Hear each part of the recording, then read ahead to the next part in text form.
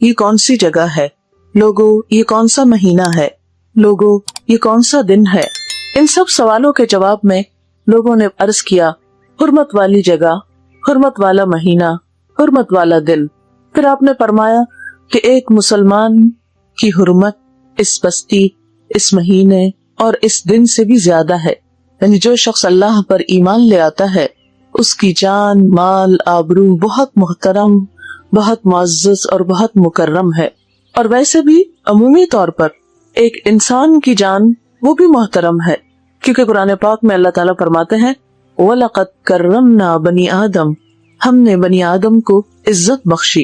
دنیا میں اس زمین پر انسان کا مقام اور انسان کی قدر و قیمت باقی ہر چیز سے زیادہ ہے، اسی لیے خودکشی تک کو حرام قرار دیا گیا کہ اپنے آپ کو خود ختم نہ کرو، کیونکہ جس جان کو اللہ نے پیدا کیا اور انسان کو عقل جیسی چیز سے نوازا، اس سے ایسی چیز کی توقع نہیں کی جا سکتی یا اس کے لیے یہ طریقہ درست نہیں۔ بہرحال اس آیت سے پتہ ہی چلتا ہے کہ 4 مہینے حرام ہیں اور ان میں سے ایک محرم کا مہینہ ہے۔ محرم اسلامی کیلنڈر کا پہلا مہینہ ہے۔ اسلامی کیلنڈر کی ابتدا حضرت عمر رضی اللہ تعالی عنہ کے زمانے میں ہوئی۔ سنہ ہجری کا پہلا مہینہ محرم ہے۔ اس کی بنیاد واقع ہجرت پر ہے، لیکن اس کا استعمال یعنی اس کیلنڈر کا استعمال سن 17 ہجری میں ہوا، یعنی نبی صلی اللہ علیہ وسلم کی ہجرت کے 17 سال بعد حضرت عمر فاروق رضی اللہ تعالی عنہ کے عہد حکومت میں۔ تاریخ کی کتابوں میں یہ بیان کیا جاتا ہے کہ حضرت ابو موسیٰ اشعری یمن کے گورنر تھے۔ ان کے پاس حضرت عمر رضی اللہ تعالی عنہ کے فرمان آتے جن پر کوئی تاریخ درج نہیں ہوتی تھی۔ اس سے یہ نہیں پتا چلتا تھا کہ پہلے کون سا حکم آیا یعنی سرکاری حکم اور بعد میں کون سا آیا، کیونکہ ڈاک کا انتظام بھی اس وقت ابھی ایسا منظم نہ تھا کہ اس کی کسی سٹیمپ کے ذریعے پتا چلتا۔ اس پر 17 ہجری میں حضرت ابو موسیٰ اشعری کے توجہ دلانے پر حضرت عمر فاروق نے صحابہ کرام کو اپنے ہاں جمع فرمایا اور ان کے سامنے یہ مسئلہ رکھا۔ سب نے باہم تبادلہ خیال کیا اور سب نے اس بات پر اتفاق کیا کہ اسلامی کیلنڈر کی ابتدا واقع ہجرت سے ہونی چاہیے، اور یاد رکھیے کہ ہجرت کا واقعہ ماہ محرم کی ابتدا میں پیش آیا۔ 13 نبوی کہتے ہیں اس سن کو جب نبی صلی اللہ علیہ وسلم کو نبوت ملی۔ 13 نبوت کے ذوالحج کے بالکل آخر میں مدینہ منورہ کی طرف ہجرت کا منصوبہ طے ہوا، اور اس کے بعد جو چاند طلوع ہوا وہ محرم کا تھا۔ یہ روایت فتح الباری جو صحیح بخاری کی شرح ہے اس میں بیان کی گئی ہے۔ ہم دیکھتے ہیں کہ دنیا کے دوسرے ادیان میں یا مذاہب میں یا کلچرز میں جو کیلنڈر استعمال ہوتا ہے عموماً اس کی بنیاد کسی ان کے بڑے لیڈر کے یوم ولادت یا وفات وغیرہ کے مطابق ہوتی ہے۔ مثال کے طور پر آپ دیکھیے کہ مسیحی سن کی بنیاد حضرت عیسیٰ علیہ السلام کا یوم ولادت ہے، اسی لیے اس کے آخر میں جب سن لکھتے ہیں تو حمزہ لکھتے ہیں، اینڈ یہ اشارہ ہے عیسوی کی طرف، حضرت عیسیٰ علیہ السلام کی طرف۔ یہودی اپنا سن حضرت سلیمان علیہ السلام کی تخت نشینی کے ایک پرشوکت واقعے سے رکھتے ہیں۔ اسی طرح بکرمی سن یعنی ہندوؤں کا جو ہے یہ راجہ بکرما جیت کی پیدائش کی یادگار ہے۔ رومی اپنا سن سکندر فاتح اعظم جو بہت مشہور بادشاہ تھا اس کی پیدائش سے رکھتے ہیں۔ اسی طرح باقی مذاہب میں بھی ایسے ہی کچھ واقعات کیلنڈر کی بنیاد بنتے ہیں، لیکن اسلام اس لحاظ سے بہت ممتاز ہے کہ اس کے کیلنڈر کا آغاز اور ابتدا تاریخ کے ایک عظیم الشان واقعے ہجرت سے ہوئی۔ ہجرت کیا ہے؟ اللہ کی راہ میں اپنا مال، گھر بار، وطن، ہر چیز چھوڑ دینا، کیونکہ انسان کے بعد انسان کا دین اور ایمان سب سے قیمتی چیز ہے، جس کی بنیاد پر اس کی آخرت کے بننے یا بگڑنے کا انحصار ہے۔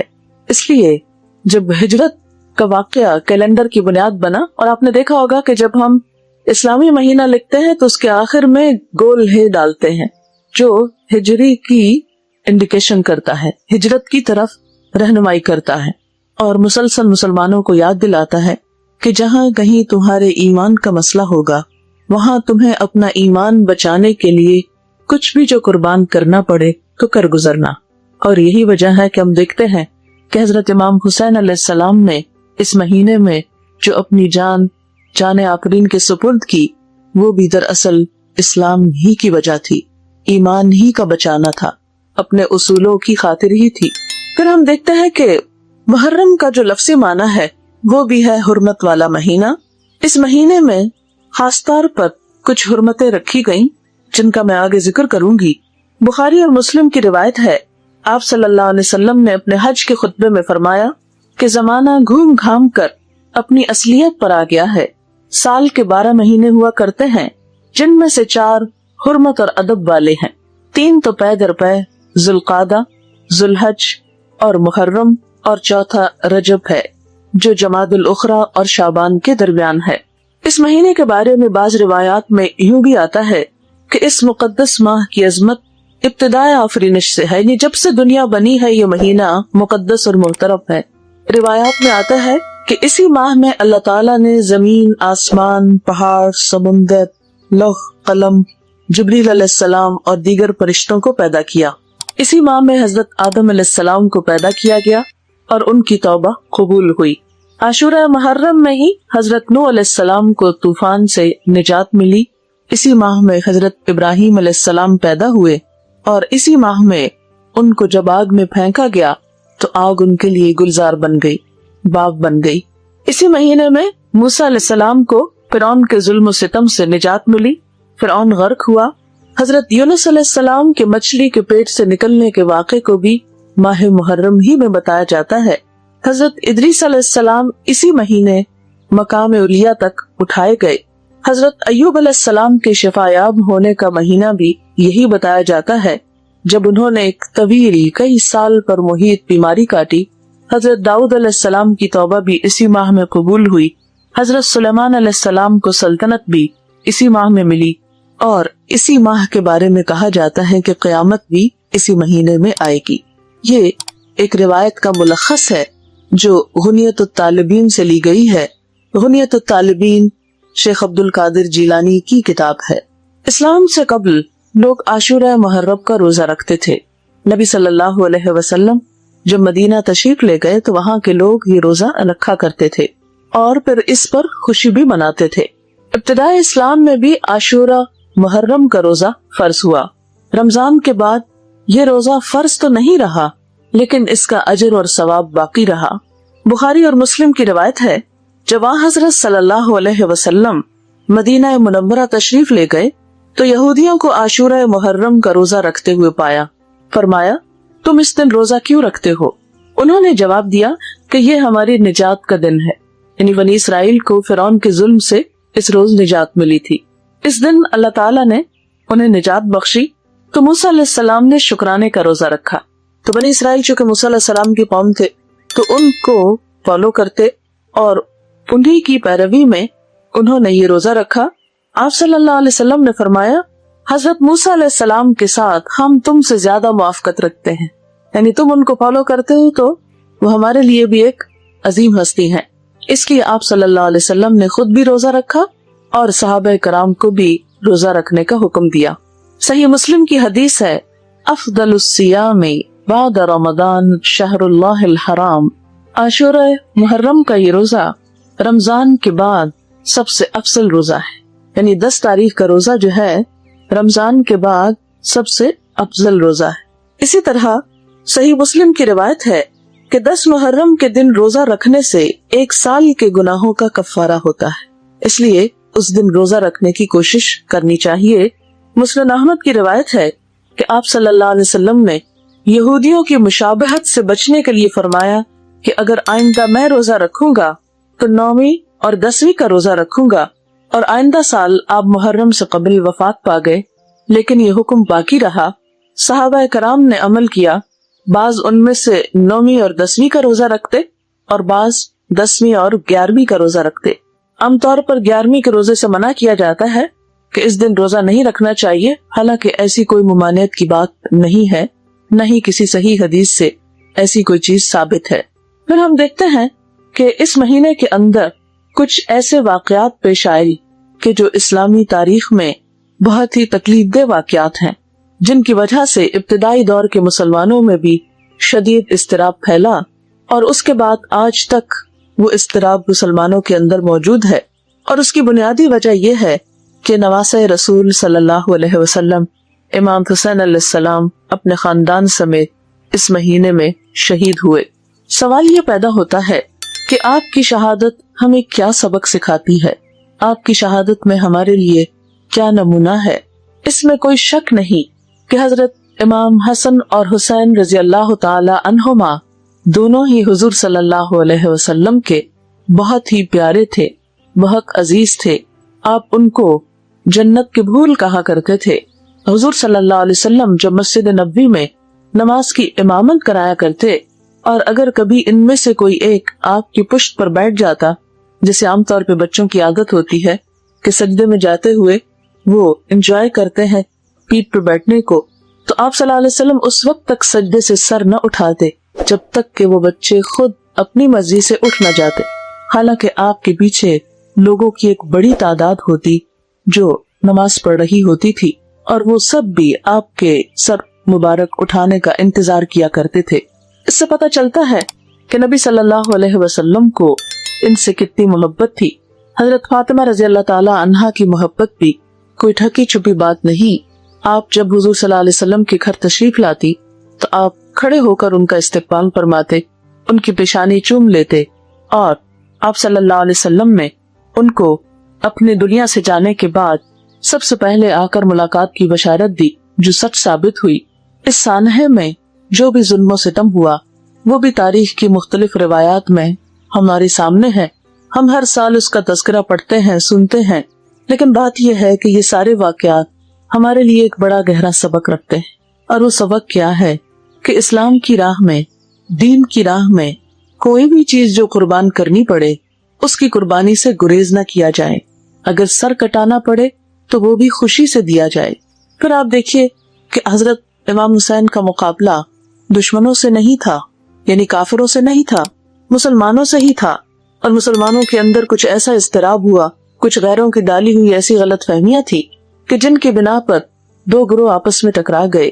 تو اس سے کیا پتہ چلتا ہے کہ اگر دین کے راستے پر چلنے میں اپنے مسلمان بھی رکاوٹ بنے تو ان کی رکاوٹ کو بھی قبول نہیں کرنا چاہیے، ہمیشہ حق اور اصول ہی کا ساتھ دینا چاہیے۔ آج ہم اپنے معاشرے میں دیکھتے ہیں کہ اگر ہمارے اپنے ہی گھر کے اندر ہمارے بہن بھائی یا ہمارے شوہر ہمارے کسی دینی عمل کو پسند نہ کرے تو ہم فوراً ہی ہار مان بیٹھتے ہیں۔ آج تو بلکہ حال یہ ہو گیا ہے کہ اسلام پر عمل کرنے میں سب سے پہلی مخالفت گھروں سے ہی شروع ہوتی ہے۔ گھر والے ہی پسند نہیں کرتے، کیونکہ مجموعی طور پر ماحول اس طرح کا ہو چکا ہے کہ جس سے اسلام دن بدن اجنبی ہوتا چلا جا رہا ہے۔ اسلام زندہ ہوتا ہے ہر کربلا کے بعد۔ اسی طرح آج اگر ہم چاہتے ہیں کہ اسلام زندہ ہو، اسلامی روایات زندہ ہوں، تو یہ اسی صورت میں ہو سکتی ہے جب ہم قربانی دینا سیکھیں۔ واقعہ کربلا سراسر قربانی کا سبق ہے، اور قربانی ابھی قربانی کی عید بھی ہم نے کچھ عرصہ پہلے، ایک مہینہ پہلے بنائی ہے۔ حضرت ابراہیم علیہ السلام کا اپنے بیٹے کو ذبح کر دینا اور نواسہ رسول صلی اللہ علیہ وسلم کا اپنی گردن کٹا دینا، یہ سب کچھ کیا معنی رکھتا ہے؟ حضرت ابراہیم علیہ السلام نے بھی ایک خواب کے آنے پر، ایک اشارہ پانے پر اپنے ہی بیٹے کے گلے پر چھری کیوں رکھ دی؟ اس کے پیچھے کیا غرض تھی؟ کیا مقصد تھا؟ کیا معنی تھا؟ یہی نام کہ جو اللہ چاہے وہی سب سے مقدم ہے۔ اگر اللہ تعالیٰ کو یہ پسند ہے کہ میں اپنا بیٹا اس کے نام پر ذبح کر ڈالوں، اپنے ہاتھ سے چھری پھیر دوں، تو میں اس سے بھی پیچھے نہیں رہوں گا۔ آج ہم میں سے کتنے ہیں جو اللہ کے دین کے لیے، اسلام کی خاطر اپنے بچوں کو اسی طرح قربان کرنے کا جذبہ رکھتے ہوں؟ نبی صلی اللہ علیہ وسلم نے فرمایا تھا کہ میری امت پر ایک وقت ایسا آئے گا کہ جب غیر قومیں اس کی طرف اس طرح چڑھ دوڑیں گی کہ جس طرح بھوکے دسترخوان پر ٹوٹ پڑتے ہیں۔ لوگوں نے عرض کیا، یا رسول اللہ صلی اللہ علیہ وسلم، کیا اس وقت ہم تعداد میں کم ہوں گے؟ آپ نے فرمایا، نہیں، تم تعداد پہ بہت ہو گئی، لیکن تمہارے اندر دنیا کی محبت اور موت کا خوف بیٹھ جائے گا۔ آج امت مسلمہ پر ایسی ہی حالت ہے کہ ہم موت سے ڈرتے ہیں، جہاد کے نام سے خوف کھاتے، اور دوسری طرف دنیا کی محبت ہمارے رگو پے میں سرایت کر گئی ہے۔ ہم میں سے بہت سے لوگ دین کا، قوم کا، وطن کا، جب نام لیتے ہیں تو اس میں بھی بسا اوقات صرف اپنے مفادات ہوتے ہیں۔ ہمارے ہاں یہ روایت بہت کثرت سے عام ہوتی جا رہی ہے کہ ہم اپنے ذاتی فائدوں کی خاطر قوم کو نقصان پہنچا دیتے ہیں، جبکہ قومیں وہی ترقی پاتی ہیں جہاں فرد خود کو اجتماعیت کے فائدے پر، اکثریت کے فائدے پر قربان کرنا سیکھے۔ مجاہد اگر جہاد نہ کرے، فوجیں اگر آگے بڑھ کر نہ لڑے تو ہزاروں لوگوں کی زندگیاں خطرے میں ہوں۔ ایک فوج کیوں لڑتی ہے، کیوں اپنی جان کا سودا کرتی ہے؟ اس لیے کہ وہ دوسرے ہزاروں لاکھوں لوگوں کی زندگی کو بچانے کا عزم رکھتی ہے، اپنے دین کو بچانے اور اپنے رب کا نام بلند کرنے کی نیت رکھتی ہے۔ اور اگر یہ مقاصد سامنے سے ہٹ جائیں اور انسان ایک اللہ کی راہ میں لڑنے والا، ایک فوج میں شریک ہونے والا اگر خود کو بچانے لگے اور میدان جنگ سے بھاگنے لگے اور اپنی جان کو پیارا رکھے تو پھر ہزاروں لوگوں کی جانیں نہیں بچ سکتی۔ جتنی دفعہ بھی جنگ ہوئی اور جب بھی پاک فوج نے مختلف محاذوں پر قربانیاں کی، اور خاص طور پر 65 کی وار سب کے سامنے ہے، تب دیکھیں کہ کچھ لوگوں نے اپنی جانوں کی قربانی کر کے باقی قوم کو بچایا۔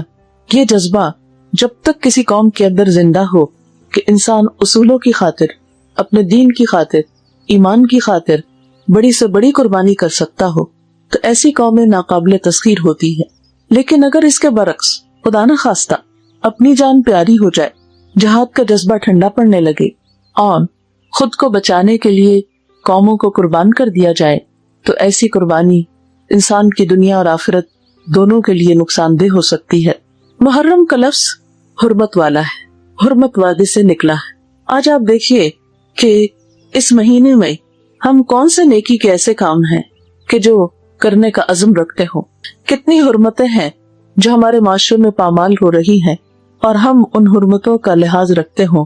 ہم سب کو اس بات پر سوچنا ہوگا، غور کرنا ہوگا۔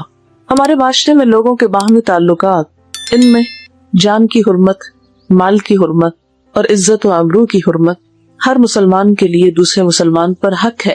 اگر ہم ان تینوں کا باری باری جائزہ لیں اور اس حرمت والے مہینے کے اعمال میں، کیونکہ نیا سال شروع ہو رہا ہے، اور نئے سال کے آغاز میں اگر انسان کچھ اچھی باتوں کا عزم اور ارادہ کرتا ہے خود کو سنوارنے کے لیے، انفرادی طور پر بھی اور اجتماعی طور پر بھی، تو یہ قدم بقدم انسان کا ترقی کی طرف بڑھتا ہے۔ اس وقت میں خاص طور پر بات کروں گی ان 3 حرمتوں کے بارے میں کہ جن کو اللہ کے رسول صلی اللہ علیہ وسلم نے ایک مومن کا جان اور مال اور عزت جو ہے وہ مکہ مکرمہ کی حرمت سے زیادہ اہم قرار دیا، اور ان کی خاطر مرنے والے کو، جان دینے والے کو شہید قرار دیا گیا۔ جو اپنی جان بچاتے ہوئے، جو اپنا مال بچاتے ہوئے، جو اپنی عزت بچاتے ہوئے قتل ہو جائے، مار دیا جائے، وہ شہادت کا رتبہ پاتا ہے۔ اس سے پتہ چلتا ہے کہ ان چیزوں کی حفاظت کتنی ضروری ہے۔ آپ دیکھیے کہ جہاں تک جان کی حرمت کا تعلق ہے، کس قدر افسوس کے ساتھ کہنا پڑتا ہے کہ ہم مسلمانوں کے اندر بہت سے قتل کے واقعات اس طرح دکھائی دیتی۔ کسی دن کا کوئی اخبار لے لیجیے، ہاں اردو کا لے لیجیے، انگریزی کا لے لیجیے، عید کے دن کا لے لیجیے، یا رمضان کے پورے مہینے کا لے لیجیے، یا محرم کا لے لیجیے، کہیں کا بھی لے لیجیے، کوئی دن ایسا نہیں پائیں گے سال کے 365 دنوں میں سے کہ جب کوئی نہ کوئی شخص بے گناہ قتل نہ ہو ہمارے ملک کے اندر۔ ہم نے یہ ملک اسلام کے نام پر لیا تھا، لیکن یہاں مسلمان کی جان ہی محفوظ نہیں۔ مسلمان کا خون اس طرح بہا دیتا ہے گویا کچھ مسئلہ ہی نہ ہو، یا کسی جانور یا کسی بکرے کو ذبح کرنا ہو، وہ بھی انسان کسی موقع اور کسی فائدے اور کسی ضرورت کے لیے کرتا ہے، لیکن انسان کو مار کر انسان کیا حاصل کرتا ہے؟ ہمیشہ کا نقصان کر دیتا ہے۔ ہمارے معاشرے میں بسا اوقات مال کی وجہ سے قتل ہوتے ہیں، بسا اوقات عزت آبرو کی وجہ سے قتل ہوتے ہیں، بسا اوقات بے وجہ قتل کر دیے جاتے ہیں کہ غصہ کسی اور پر ہے اور بم کہیں اور جا کے پھینکا، کہ جس کی وجہ سے بے گناہ معصوم شہری مارے گئے جن کا کوئی قصور نہ ہو۔ اور پھر آپ دیکھیے کہ ہم نے ہندو سے یہ ملک جو الگ لیا تھا، کس لیے؟ اس کا نام کیا رکھا؟ اسلامی جمہوریہ پاکستان۔ پھر ہمارے اعمال انسانی حرمت اور انسانی جان کی حرمت کے بارے میں اتنے غیر ذمہ دارانہ کیوں ہے؟ آخر اس کی وجہ کیا ہے؟ ہم میں سے ہر وہ شخص جو دل رکھتا ہے، جو احساس رکھتا ہے، اسے اس کے بارے میں سوچنا چاہے۔ اور اسی میں آپ دیکھیے کہ بے شمار خواتین سال کے دوران بے وجہ موت کے گھاٹ اتار دی جاتی. بہت سے چولہا پٹنے کے واقعات آپ سنتے ہیں کہ جو دراصل چولہا نہیں پٹا ہوتا، وہ تیل پھینک کر مار دیا جاتا ہے، جلا دیا جاتا ہے. کل پرسوں میں ایک اخبار کی کٹنگ پڑھ رہی تھی. شیخ برا کے نزدیک ایک گاؤں میں ایک 16 سالہ بچی جو اسکول کی طالبہ بھی تھی اور اس کے ساتھ حافظ قرآن بھی تھی، اپنے گھر میں تنہا تھی کہ اتنے میں کوئی گنڈا آیا اور اس نے اس کے ساتھ زیادتی کرنے کی کوشش کی. جب اس نے ریزسٹ کیا، مزاحمت کی اور اپنے آپ کو بچایا تو اس نے اس پر تیل پھینک کر اس کو جلا دیا. جلی حالت میں ہسپتال کے اندر آہیں بھرتی رہی، دلدوز چیخیں مارتی رہی، اور کسی طرح اس نے اخبار کے ایک کالم نویس کو خط لکھا اور اس میں بہت سی فریادیں کہ جنہیں پڑھ کر آنسو کنٹرول نہیں کر سکتا انسان. اور اس نے مجرم کا نام بھی لکھا اس بچی نے کیونکہ وہ اس کو پہچانتی تھی. سب کچھ بتایا، لیکن ہسپتال میں وہ کراتی ہوئی مر بھی گئی. اور جب بعد میں پتا چلا کہ اس ہسپتال سے اس کا ریکارڈ، اس کے کاغذات، اس کی بیماری، اس کی موت، سب کچھ غائب کر دیا گیا. یہ سب کچھ کیا ہماری بے حسی کی علامت نہیں ہے؟ انسان تو جانوروں سے بھی گر گیا کہ جب وہ اس قسم کی حرکات کرتا ہے. پھر اسی طرح بے شمار واقعات. آج ہی مجھے کسی نے لکھ کر بھیجا کہ انہوں نے اپنے فرسٹ کزن کا واقعہ لکھا کہ وہ اچانک جل گیا اور اس جلنے نے اس کے اوپر اتنا شدید نفسیاتی اثر ڈالا کہ جب وہ زخم ہیل بھی ہو گئے تو بعد میں وہ ہر وقت کہتا تھا میں جل رہا ہوں، میں جل رہا. یعنی اس کو جلنے کا جو خوف تھا وہ اس کے دماغ سے نہیں جاتا. تو ماں باپ بھی اس سے تنگ ہو گئے. انہوں نے ایک اپارٹمنٹ لے لیا اس کو الگ سے کہ جس میں اس نے ایک دن خودکشی کر لی. اس میں سے لکھا ہوا تھا کہ کیا والدین تک بھی اتنے سنگ اور ظالم ہو سکتے ہیں. اس میں سے لکھا ہوا تھا کہ کیا والدین تک بھی اتنے سنگ دل اور ظالم ہو سکتے ہیں کہ ان کو اپنے بچوں کی چیخیں اور آہیں اور درد اور دکھ محسوس نہ ہو. تو واقعی انسان سوچنے پہ مجبور ہوتا ہے. آپ نے دیکھا ہوگا کہ جانور بھی جب بچے پیدا کرتے ہیں، جوڑا بنتے ہیں، چڑیا چڑیا گھر بناتے ہیں، انڈے دیتے ہیں، تو آپ نے دیکھا ہوگا کہ دونوں ساتھ ساتھ رہتے ہیں، باری باری ان انڈوں پہ بیٹھتے ہیں، اور جب بچے نکل آتے ہیں تو ان کی خوراک بھی مل جل کر لاتے ہیں، اور وہ دونوں الگ نہیں ہوتے جب تک کہ بچے اپنے پاؤں پہ کھڑے نہیں ہو جاتے، خود کو سنبھال نہیں لیتے، خود اڑنے کے قابل نہیں ہو جاتے، وہ ایک دوسرے کو نہیں چھوڑتے ان بچوں کی خاطر. لیکن آج ہمارے معاشرے میں بے شمار واقعات کہ صرف انا کا مسئلہ بنا کر بچوں کی زندگیاں تک داؤ پہ لگا دی جاتی ہیں. طلاق کا ریٹ بڑھتا چلا جا رہا ہے، معصوم جانوں کی فکر نہیں. بسا اوقات چھوٹے چھوٹے واقعات، چھوٹی چھوٹی چیز کو انا کا مسئلہ بنا کر، بے صبری کا ثبوت دے کر، بسا اوقات شوہر کی طرف سے ایسی زیادتی ہوتی ہے، بعض اوقات عورت کی طرف سے، کیونکہ دونوں انسان ہوتے ہیں. فرشتے تو دنیا میں نہیں اتارے گئے، انسان ہی رکھے گئے ہیں. لیکن میں سوچتی ہوں جب ایسے واقعات سنتی اور پڑھتی ہوں تو دل کرتا ہے کہ انسان کیوں اتنا بے حس ہوتا چلا جا رہا ہے. کہ یہ جیسے قرآن پاک میں آتا ہے نا، ثم رددناہ اسفل سافلین، پھر ہم نے اسے سب نچلوں سے نچلا کر دیا. یعنی انسان جب اپنی انسانیت سے نیچے اترتا ہے تو وہ جانوروں سے بھی بدتر ہو جاتا ہے، ان سے بھی نیچے اتر جاتا ہے. کہ جانور بھی اپنے بچوں کی خاطر اکٹھے رہتے ہیں، لیکن انسانوں میں بسا اوقات چھوٹی چھوٹی باتیں بچوں کی زندگیوں کو جہنم بنا دیتی. تو بات یہ ہو رہی تھی کہ جان کی حرمت، محرم اس بات کا تقاضا کرتا ہے کہ انسان جان کی حرمت اور جان کی قدر و قیمت جانے. جان کے بعد دوسرے کے مال کی قدر و قیمت، دوسرے کی مال کی حفاظت، کیونکہ مال کی حفاظت یہ بھی ضروری ہے، اور کسی کا مال ہم پہ حرام ہے اور اس کی حرمت آپ صلی اللہ علیہ وسلم نے بہت تاکید کے ساتھ بتائی. حتیٰ کہ اسلام میں چوری کرنے والے کا ہاتھ کاٹنے کا حکم ہے کہ ہاتھ کاٹ دیا جائے جو چوری کرے، خواہ وہ مرد ہو یا عورت ہو. پھر اسی طرح ہم دیکھتے ہیں کہ عزت و آبرو کی حرمت جو سب سے سستی ہو کر رہ گئی. ایک مسلمان دوسرے مسلمان کا جب مذاق اڑاتا ہے تو وہ اس کی عزت و آبرو پر حملہ آور ہوتا ہے. کسی کا مذاق اڑانا، کسی کے برے نام رکھنا، یہ دوسرے کی عزت کو پامال کرنا ہے. مومن کی پہچان کیا بتائی گئی؟ نبی صلی اللہ علیہ وسلم نے فرمایا المسلم من سلم المسلمون من لسانہ ویدہ.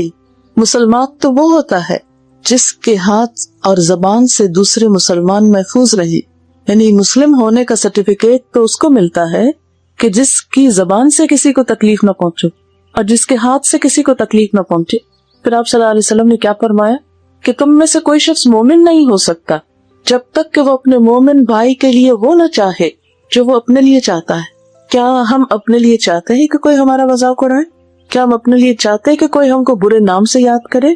کیا ہم اپنے لیے چاہتے ہیں کہ کوئی ہم پہ ہنسے؟ ہم چاہتے ہیں کہ کوئی ہماری بے عزتی کرے؟ ہم چاہتے ہیں کہ کوئی ہمیں بھری محفلوں میں رسوا کرے؟ اپنے لیے ہم کبھی نہیں چاہیں گے. لیکن ایسا کیوں ہے کہ ہم دوسروں کی عزت و حرمت کا لحاظ اور پاس نہیں رکھتے؟ غیبت کیوں حرام کی گئی؟ بہتان لگانا، الزام لگانا کیوں حرام قرار پایا؟ غیبت کو زنا سے بدترین بتایا گیا، یعنی زنا کو سب برا کہتے ہیں. آپ صلی اللہ علیہ وسلم نے غیبت کو اس سے بھی بڑی برائی قرار دیا. لیکن بہت سے لوگ جو بظاہر پاک دامن کہلاتے ہیں لیکن اس بات کا لحاظ نہیں رکھتے کہ وہ اپنی نجی مجلسوں میں بیٹھ کر، اپنے کلوز سرکلز میں بیٹھ کر کس کس کا مذاق اڑاتے ہیں، کس کس کی برائی کرتے ہیں، کس کس کو بے وجہ تنقید کا نشانہ بناتے ہیں. نبی صلی اللہ علیہ وسلم سے جب غیبت کی تعریف پوچھی گئی کہ غیبت کیا ہوتی ہے تو آپ نے فرمایا ذکرو کا اخا کا بما یکرہو، تمہارا اپنے بھائی کا ذکر اس انداز میں کرنا کہ وہ سنے تو ناپسند کرے، جو اس کو اچھا نہ لگے. بسا اوقات ہم کسی کے سامنے تو بہت خوش آمد کر، بہت اچھی طرح آپا کہہ کے پکاریں گے، باجی کہیں گے، کچھ اور بولیں گے، لیکن پیچھے اس انداز سے نام لیتے ہیں کہ اگر کوئی شخص سنے تو دوبارہ ہماری شکل نہ دیکھے. بعض اوقات ایک مجلس میں کچھ لوگ بیٹھے ہوتے ہیں، بہت اچھی طرح ایک دوسرے سے بات کرتے ہیں، بظاہر بہت کائنڈ اور بہت کیئرنگ نظر آتے ہیں، لیکن جو ہی ان میں سے ایک اٹھتا ہے تو سارے ہاتھ دھو کے اس کے پیچھے پڑ جاتے اور ہر قسم کی برائیاں اس میں سے چن کر اس کو بدنام کرنے کی کوشش کرتے ہیں.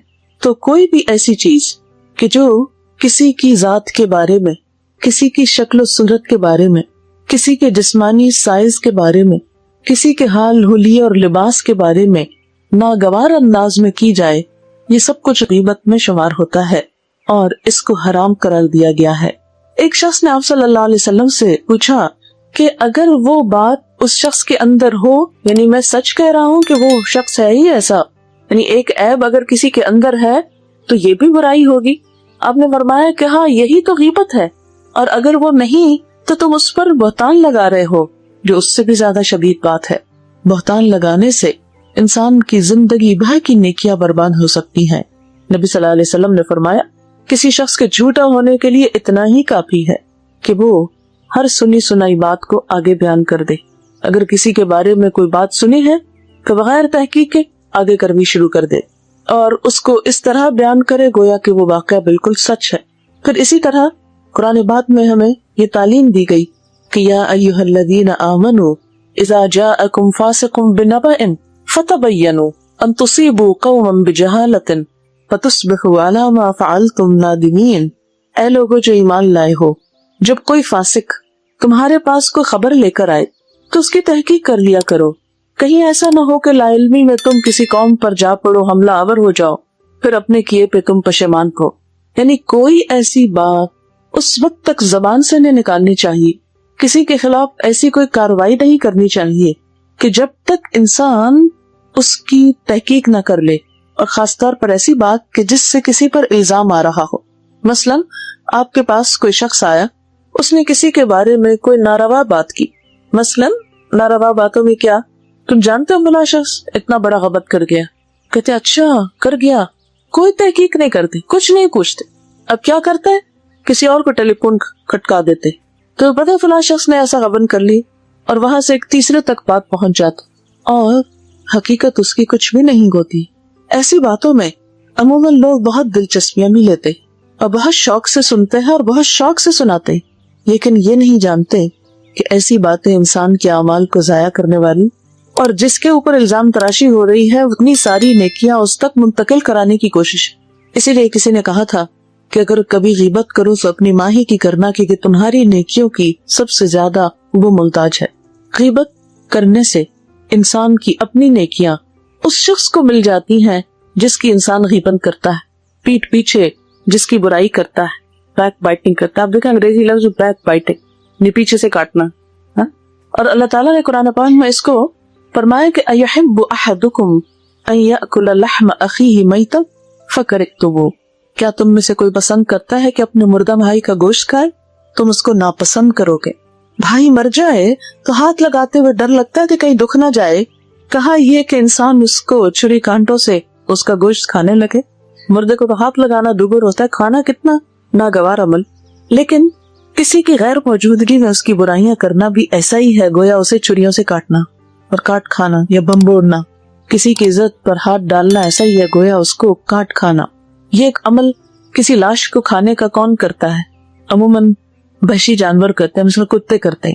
اسی لیے ایک حدیث میں آتا ہے کہ قیامت کے دن دوسروں کی برائیاں کرنے والے، تانے دینے والے، عیب جوئی کرنے والے قیامت کے روز کتوں کی شکل میں اٹھائے جائیں گے، یعنی ہوں گے انسان لیکن ان کی شکلیں کتوں جیسی بن جائیں گی۔ کیوں؟ اس لیے کہ کتے یہ کام کرتے ہیں نا، کوئی مردار دیکھا تو اس کو کھانے لگ گئے، یہ نہ دیکھا کہ کس کا ہے۔ لیکن انسان جب اپنے ہی بہن بھائیوں، اپنے ہی رشتہ داروں، اپنے ہی دوستوں، اپنے ہی مسلمانوں کی برائیاں کرنے لگتا ہے تو یہ کس قدر ناگوار، ناپسندیدہ اور اللہ تعالیٰ کے ہاں ایک ایسا فعل ہے کہ جسے کسی قیمت پر بھی برداشت نہیں کیا جا سکتا۔ محرم حرام کیا گیا، لفظی معنی ہے محرم حرام کیا گیا، یعنی کیا حرام کیا گیا کہ اس مہینے کے اندر گناہوں کو اپنے اوپر حرام سمجھو، یعنی سال کا آغاز ہو رہا ہے تو نئی منصوبہ بندی کرتا ہے انسان، نئی پلاننگ کرتا ہے۔ ہمارے یہاں تو چونکہ کیلنڈر استعمال نہیں ہوتا، ہم نے دیکھو کہ جنوری میں جیسے نئی ڈائریز آتی، نئی پلاننگ آتی، نئے سال کی منصوبہ بندی ہوتی، یا فائنینشیل ایئر جو ہمارا جولائی سے شروع ہوتا ہے تو اس میں وائنڈ اپ کرتے ہیں جون کے اینڈ میں، پھر جولائی سے نئے پلاننگ ہوتی ہے، نئے سال کا بجٹ بنتا ہے۔ بالکل اسی طرح محرم نئے سال کی نیکیوں میں پلاننگ کا مہینہ ہے۔